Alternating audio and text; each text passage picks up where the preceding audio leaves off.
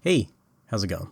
I said a couple weeks ago that I wasn't going to make a video on hashtag FixTF2 because I basically already had. A couple weeks ago, I made a video where I talked about Counter-Strike 2 and TF2 and a lot of the issues I had with the game. Well, I think that video still covers a lot of my concerns and thoughts about it. I think it focused too heavily on Counter-Strike. I saw a tweet that quoted an article that was essentially making the same point I had made in my video, which was that I think Valve has a moral obligation to make sure that TF2 is still functional while they are adding cosmetics into the game. While they are still releasing loot crates, which is in and of itself this whole predatory gambling thing that I could talk about for a while.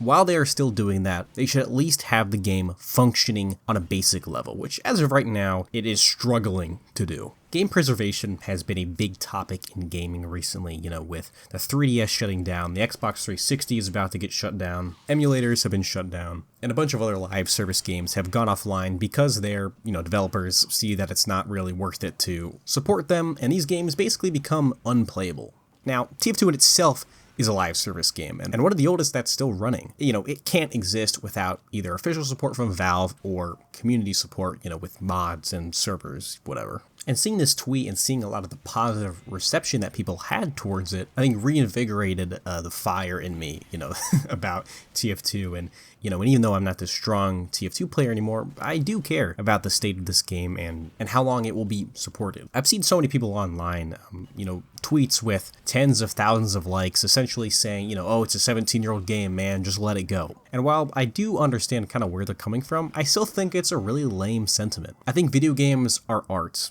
As stupid as that may sound. But just like movies and books and all other forms of art, I think it should be preserved. I think that companies should be held responsible for these games. And it's really sad to see something like TF2, which has had such a cultural impact in gaming, just slowly, die over time. And Valve has said that they're never going to say if they're not supporting the game anymore and this and that. But someone at Valve still sits down every couple months, clicks a button, and adds a whole bunch of cosmetics into the game. Whether they're community made or not, someone at Valve has to sit down and manually do that. And doing that while they know about all the issues and how a lot of it is basically unplayable, I think that's really messed up. I don't think I have to use any big words or make some strong argument to just give my own personal opinion that I think that is really shitty from a personal level. Now, I know we're talking about a big company here, and, that doesn't really matter. But in my personal opinion, it's shitty, and I think it sucks. In the past, other companies have taken legal action against individual hackers and people that are doing similar things to what's happening in TF2. These big botnets and stuff like that are being run by real people. You probably wouldn't like a letter in the mail from Valve, and I think that a lot of these people would probably shut down their whole operation from something as simple as cease and desist. And I think that Valve has all of the resources that they could possibly ever ask for when it comes to taking care of this issue. They are no stranger, just like every other gaming company, to dealing with these decade-old issues. And there is a document that I'll link a tweet that links to it that I'll leave in the description, which kind of goes over a lot of the things that these hackers are doing behind the scenes. And it's some pretty reprehensible shit, some pretty, I don't know, man, just really fucked up stuff that's way past my realm of expertise, but I think you guys should seriously check it out. In the description, I'll have a couple resources that kind of go over a lot of what I'm talking about in greater detail, and you can kind of look at it for yourselves if you really care that much. But I'm not a hardcore member of the TF2 community. That's why I wasn't going to participate in this movement, or whatever you want to call it. But at the end of the day, I do really still care about this game, even if I'm not playing it every single day, and I want it to be here in the future for whenever I do want to play this game. I feel like for me, now that I'm sort of past my prime, I play it in waves. I won't play it for a couple months or, just to get gameplay for these videos. And then randomly I'll have a week where I'm playing it every single day. And it's going to really suck if in a couple years I have that drive to play it again and it's just completely unusable. Even more so than it is now from hackers or whatever it may be. And even if I don't have this huge drive or passion for the game anymore, I don't like to think about that.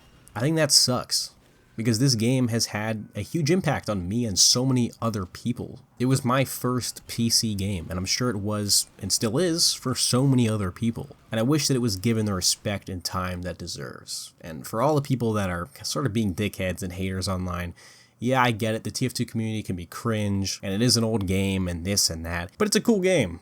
and I wish it was still going to be playable forever, and which I know forever is unrealistic, but they're still updating the game. Old games like WoW and stuff are still supported, and there's no reason that TF2 can't be as well, especially from the biggest company in PC gaming. I think for me this hit really hard because of all the talk about preservation outside of TF2. I am someone who really cares about being able to play these games in the future. While I'm not that big of a collector, I have a ton of 360 games because I know in a couple months in July, or oh my god, 1 month, it's going to be offline. And if I don't have those games downloaded to my hard drive or on a disc, it's unplayable. And that really sucks. I actually own TF2 physically.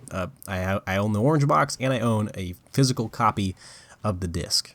This whole thing is such a confusing mess, but I think that there are a lot of other YouTubers and people that are taking action in many different ways, and I definitely recommend that you support and check out a lot of things that they are doing. Not only for TF2, but for game preservation in general. I'll have some stuff in the description, my Twitter and stuff is there. I think it's going to be it for today's video. I'm making this on really short notice because I'm busy tomorrow, but I did kind of want to just put out some of my thoughts on it. But yeah, I hope you got something out of this. That's going to be it for today's video, and yeah, see you guys.